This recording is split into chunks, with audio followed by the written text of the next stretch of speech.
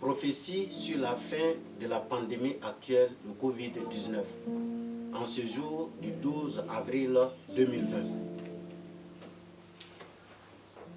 Je suis votre serviteur, le prophète Koné Eli, de l'église évangélique Philadelphie, en abrégé EEP, initialement appelé Ministère de l'église biblique de l'évangile de Christ, Mébec, dont le siège se trouve à Abidjan, avec plusieurs églises à l'intérieur de la Côte d'Ivoire. Les saints sont les juges du Seigneur prédestinés pour juger le monde et les anges, selon 1 Corinthiens chapitre 6, le verset 1 à 2. Les vrais croyants sont prédestinés par le Seigneur à juger le monde et les anges, en faisant des proclamations, en évangélisant, en faisant beaucoup d'autres œuvres pour la gloire de Dieu. Les vrais prophètes du Seigneur, qui sont des ministres du Seigneur, Jésus, et des grands juges établis, ont été établis pour donner de vraies prophéties en jugeant le monde et les anges, selon Éphésiens chapitre 4, le verset 11 à 12. Parce que le Seigneur a établi des gens, les uns comme apôtres, les autres comme prophètes, les autres comme évangélistes, les autres comme docteurs, pour le perfectionnement des saints en vue de l'œuvre du ministère. Les vrais prophètes jugent avec la parole de justice et par la sagesse de Dieu. Or, le sage connaît l'explication des choses et travaille en tenant compte du temps et des circonstances. Il ne travaille pas au hasard. Selon Ecclésiaste chapitre 9, le verset 11. Et selon Ecclésiaste chapitre 3, le verset 1. Car il y a un temps pour toutes choses. Les vrais prophètes de Dieu annoncent les choses en se conformant fidèlement à la parole de Dieu. Et ils œuvrent pour leurs accomplissements. Ils travaillent pour que les prophéties qui sont annoncées conformément à la volonté de Dieu se réalisent. Les prophéties sont de grande utilité pour les nations, même dans ces derniers jours.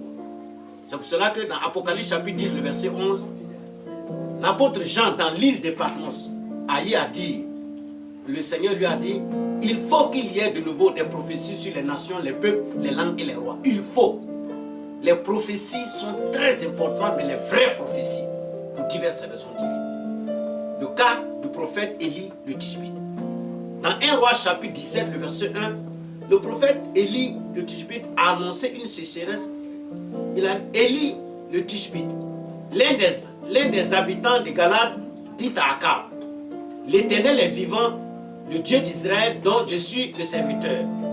Il n'y aura ces années-ci ni rosée, ni pluie, sinon à ma parole. Le prophète Élie a annoncé une sécheresse. Et dans Jacques chapitre 5, le verset 17 à 18, il est écrit que Élie était un homme de la même nature que nous. Il a prié avec instance pour que les écluses des cieux se ferment et que la sécheresse vienne effectivement sur la terre, conformément aux prophéties qu'il a annoncées. Mais quand les temps ont été accomplis, il a prié de nouveau et les écluses des cieux sont ouverts et la pluie est revenue sur la terre. Les prophéties véritables, conformes à la parole de Dieu, sont certaines et sûres. Parce que la parole de Dieu est établie dans les cieux. La parole de Dieu court avec vitesse sur la terre. Parce que la parole de Dieu, c'est par elle que Dieu a fait toutes choses. C'est pour cela qu'il est écrit dans Jean chapitre 1, le verset 1. Au commencement était la parole était avec Dieu et la parole était Dieu. Quand quelqu'un annonce des prophéties conformes à la parole de Dieu, ces prophéties sont sûres. Josué chapitre 1, le verset 8 à 9. Quand Moïse, le serviteur de Dieu, est mort et que Josué devait prendre la relève par la grâce de Dieu, Dieu a dit à Josué de ne pas s'inquiéter, mais d'agir fidèlement selon la loi que Moïse lui a prescrite. C'est alors qu'il allait réussir, c'est alors qu'il allait vraiment aller avoir de la réussite. Toute parole de Dieu est éprouvée selon Proverbe chapitre 30, le verset 7. Voici l'explication et l'origine et le but de cette pandémie actuelle de Covid-19, cette maladie à coronavirus. La pandémie actuelle est une grande manifestation de la colère de Dieu. Ce n'est pas une manifestation de la colère de Dieu, c'est une grande manifestation. C'est-à-dire la colère de Dieu se manifeste sous plusieurs formes à un degré. Mais ces temps-ci, cette pandémie, cette maladie à coronavirus est une grande manifestation de la colère de Dieu qui est due à l'impiété et l'injustice des hommes qui va grandissant dans ces derniers jours. Selon Romains chapitre 1, le verset 18. Et cette pandémie est une grande manifestation de la colère de Dieu pour punir les habitants de la terre. Selon Ésaïe chapitre 26, le verset 20 à 21. Parce que l'Éternel sort pour punir les habitants de la terre. Cette pandémie également, l'Éternel l'a laissé venir. Il laisse agir sa colère dans toutes les nations pour éprouver les habitants de la terre. Selon Apocalypse chapitre 3, le verset 10, il a dit à l'un de l'église de Philadelphie: parce que tu as gardé la parole de la persévérance en moi, je te garderai aussi à l'heure de la tentation qui va venir sur le monde entier pour éprouver les habitants de la terre. Cette pandémie, cette maladie à coronavirus est une manifestation, c'est une grande tentation que l'Éternel laisse venir pour éprouver toutes les nations, pour éprouver les riches, pour éprouver les pauvres, pour éprouver même le peuple de Dieu. Cette pandémie avait été déjà prévue par le Seigneur selon sa parole. Quand on lit Ecclésiaste chapitre 3, le verset 1, il y a un temps pour toutes choses. Et dans le psaume 75, le verset 3 à 4, qui confirme que cette pandémie avait été déjà prévue par le Seigneur. Le psaume 75, le verset 3 à 4. Dieu dit: au temps que j'aurai fixé, je jugerai avec droiture. La terre tremble avec tous ceux qui l'habitent. Moi, j'affermis ses colonnes. L'Éternel, donc la colère de Dieu en train de se manifester à un degré plus élevé, et cela fait trembler le monde entier présentement. Cela fait trembler les nations, cela fait trembler les riches, cela fait trembler les pauvres. Tout, même l'Église n'est pas épargnée. Que visent ces prophéties qui sont en train d'être annoncées à propos de la fin de cette pandémie que tout le monde attend? Elles visent à éclairer tout le monde entier sur la fin de cette pandémie. Parce que Jésus-Christ est la lumière véritable qui, en venant dans le monde, éclaire tout homme, selon Jean chapitre 1. Jésus-Christ est la lumière véritable. Jésus dit: celui qui me suit ne marchera pas dans les ténèbres, il aura la lumière de la vie. Donc l'Éternel a établi des prophètes. Il leur donne la vision et les paroles prophétiques pour éclairer les nations, pour éclairer le peuple de Dieu. Dans Ésaïe chapitre 46, le verset 10, le Seigneur dit ceci. Ésaïe chapitre 46, le verset 10. Lui l'Éternel, le véritable Dieu, le créateur des cieux et de la terre, j'annonce dès le commencement ce qui doit arriver, et longtemps d'avance ce qui n'est pas encore accompli. J'ai dit: les arrêts subsisteront et j'exécuterai toute ma volonté. L'Éternel veut faire sa volonté en utilisant, en laissant agir sa colère dans toutes les nations. Il vise à faire sa volonté. Il vise à confondre les idolâtres. Il vise à confondre les méchants. Il vise à confondre tous ceux qui recherchent des vaines gloires, qui adorent la créature et qui n'adorent pas le Créateur. Quand prendra fin cette crise sanitaire mondiale, cette maladie à coronavirus? Selon Apocalypse chapitre 10, le verset 11, il est écrit que le Seigneur a dit à l'apôtre Jean: il faut qu'il y ait de nouveau des prophéties sur les nations, les peuples, les langues et les rois. Il le faut. En ces temps où tout le monde a besoin d'avoir une visibilité, de savoir quand prendra fin cette pandémie, cela est indispensable pour faire des reprogrammations. Cela est indispensable pour voir quand est-ce que le monde va sortir de cette sorte d'esclavage, ce confinement, ce malheur. Tout est au ralenti. Le cas du prophète Élie le Tishbite, il a annoncé à Akab et à tout Israël qu'il ne sécherait sa venir. Et il a œuvré et cela s'est réalisé. Cette crise sanitaire mondiale commencera à prendre fin à partir de la fin de ce mois d'avril 2020. Ce mois de la Pâque. Pourquoi commencer à finir? Car même si la colère du Seigneur s'arrête à la fin de ce mois d'avril 2020, les effets des dégâts de cette maladie seront perceptibles pendant quelques semaines. À tel point que si des gens ne prennent garde, ils vont dire que le prophète n'a pas dit la vérité. Pourquoi commencer à finir la crise, cette maladie à coronavirus va prendre fin. Commencer à finir, le terme est précis, car même si le Seigneur, l'Éternel, brise la puissance de cette maladie actuelle, qui est une arme satanique, il y aura pendant un temps les signes des dégâts dans plusieurs nations, les signes des dégâts parmi plusieurs peuples. Voyons pour notre instruction l'institution de la Pâque en Égypte. Retenez une chose dans Ecclésiaste chapitre 3, le verset 14 à 15, le Seigneur dit, Salomon dit, je reconnais que tout ce que Dieu fait durera toujours. Il n'y a rien à y ajouter, il n'y a rien à retrancher. Dieu agit ainsi afin qu'on le crée. Ce qui est a déjà été. Ce qui sera, ce qui arrive a déjà été. Et Dieu ramène ce qui est passé. En Égypte, lorsque les Juifs étaient en esclavage,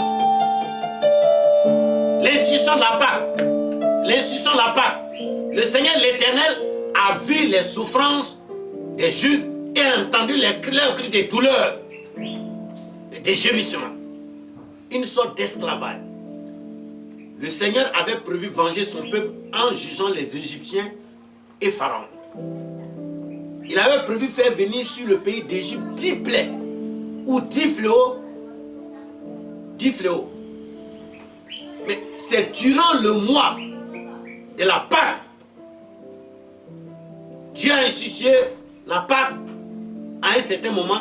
Et le mois de l'institution de la Pâque, c'est là que la dernière plaie, le dernier fléau s'est abattu sur toute l'Égypte et a brisé la puissance de l'Égypte, a brisé la puissance de Pharaon.